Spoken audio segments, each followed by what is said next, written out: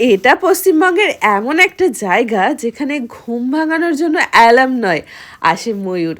আবার কাশ্মীরের ডাল লেকের মতো নৌকায় চড়ে শীতের দুপুরটাকেও ভীষণ ভালোভাবে উপভোগ করা যায়। আর শুধু তাই নয়, একদম ওয়েলকাম ড্রিঙ্ক থেকে শুরু করে রাজকীয় বাঙালি খাবার দাবারে ভরপুর এই জায়গা। এদিক ওদিক কিচ্ছু না ভেবে শীতের এই সময়টাকে একটু ভালো করে উপভোগ করার জন্য পুরো ফ্যামিলি নিয়ে পৌঁছে গেলাম ঝাড়গ্রাম স্টেশনে।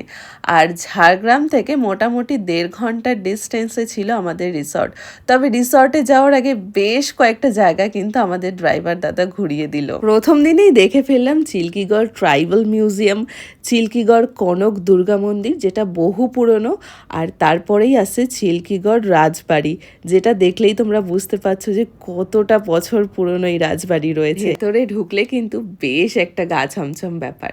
তো সব কিছু দেখার পর আমরা চলে আসি আমাদের রিসর্টে। রিসর্টে ঢোকা মাত্রই মনে হতে পারে বোধহয় কোনো একটা গ্রামে ঢুকে পড়েছি, কারণ সবুজে ঘেরা চারিদিকটা, তার উপর এখানে সুন্দর সুন্দর খরগোশ ছানা রয়েছে, আর সাথে সাথে চলে আসলো রিফ্রেশিং ওয়েলকাম ড্রিঙ্ক। এই ড্রিঙ্কটা সত্যি রিফ্রেশিং, খেলেই একদম পুরো জার্নিটা একদম আরামসে গায়েব। আর তারপরেই চলে আসলাম রুমে, কারণ রুম ট্যুর তো দিতেই হবে। এত সুন্দর একটা জায়গায় কি কি রয়েছে ফ্যাসিলিটিস, তার মধ্যে একদম একটা লাক্সারি রুম বুক করে নিয়েছিলাম, যেখানে টয়লেট থেকে শুরু করে ওয়াশরুম সমস্তটা ছিল একদম টপ নচ। এখানে কিন্তু মাত্র 1650 থেকে প্রতিদিন প্রতিজনের থাকা এবং খাওয়া দুটোই শুরু হচ্ছে। রয়েছে 4 রকমের রুম, আর সাথে পেট ফাটিয়ে একদম খাওয়া দাওয়া। দুপুরের লাঞ্চে আমরা অর্ডার করেছিলাম অনেক কিছু, যেখানে মাছ মাংস তো ছিলই, এছাড়াও কিন্তু একটা দারুণ জিনিস ছিল, সেটা হচ্ছে শাল পাতার খাবার। এখানে যখনই আমরা খেতে বসেছিলাম তখনই শাল পাতায় মোড়া আমাদের প্লেট ছিল।